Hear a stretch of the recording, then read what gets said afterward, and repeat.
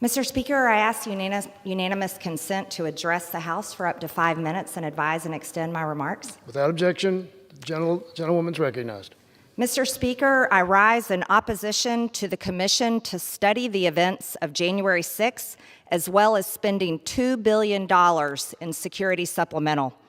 The question that comes to mind is this: what about all the riots that happened during the summer of 2020 after the death of George Floyd?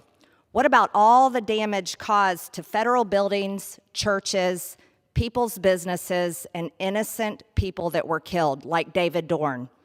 This past summer, Minneapolis city officials estimate 700 buildings were damaged, burned, or destroyed, including 360 local businesses. Riots caused an estimated $55 million in damages in Minneapolis alone. BLM and Antifa established an autonomous zone in Seattle and attempted to burn government buildings in Portland. Is that not an insurrection?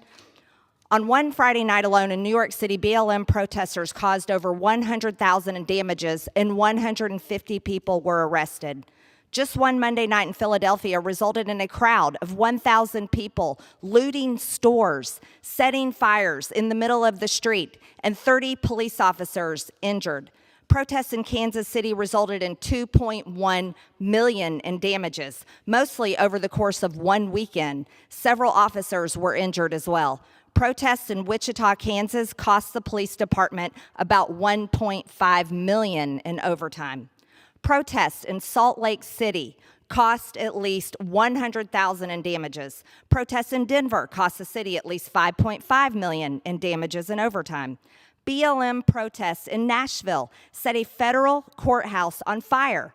The destruction is estimated to have cost $1.2 million in damages. Again, is that an insurrection? Protesters in Portland destroyed barriers and attempted to burn down government buildings, resulting in $2.3 million in damages, including $1.6 million in damages to the courthouse downtown. In St. Louis, following the night of violence, buildings were looted, vandalized, and burned. Protesters in Louisville set the courthouse on fire and shot 2 cops, resulting in a state of emergency ordered being declared. Protesters in Kenosha, Wisconsin, injured. Police officers set off fireworks near the building and courthouse and set at least 2 city trucks on fire.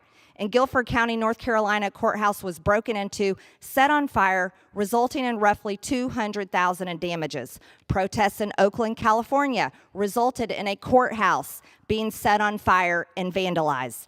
The LAPD was defunded by $150 million, and some smaller crime units were eliminated entirely.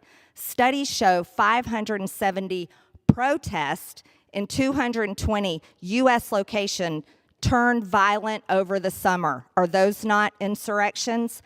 The $1+ billion in riot damage is estimated to be the most expensive in insurance history.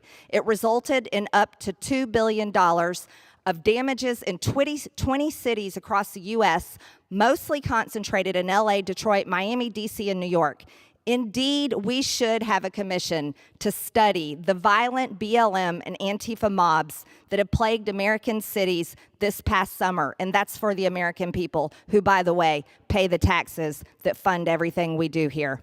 Also, we should have a security supplemental to fund all the police departments that have been defunded due to the pressure from radical, violent, and socialist groups. We should back the blue because they certainly back us. Also, while it's catch and release for domestic terrorists, Antifa, BLM, the people who breached the Capitol on January 6th are being abused, some even being held for 23 hours a day in solitary confinement.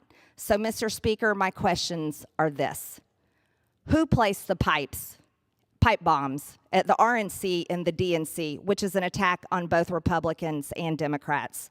Why was President Trump's request on January 5th for 10,000 National Guard denied? And who denied it? And what chain of command did they follow? Also, who killed Ashley Babbitt? And why is that not being revealed? Does her family not deserve justice? And lastly, when will the witch hunt of Donald J. Trump come to an end and all of those who support him? I rest my time. Gentlewoman yields back. The chair recognizes the gentleman from Tennessee, Mr. Burchett, for 5 minutes.